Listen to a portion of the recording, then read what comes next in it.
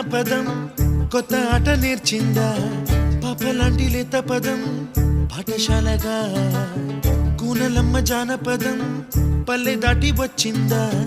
చవళిల జానతనం పాట చూపగా కుంచెలో దాగే చిత్రాలు ఎదురొచ్చేలా అంతటా ఎన్నో వర్ణాలు మంచులో దాగే చైత్రాలు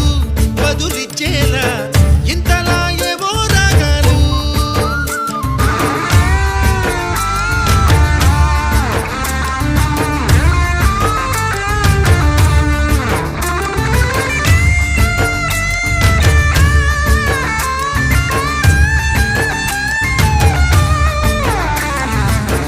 ఆకతాయి సందడిగా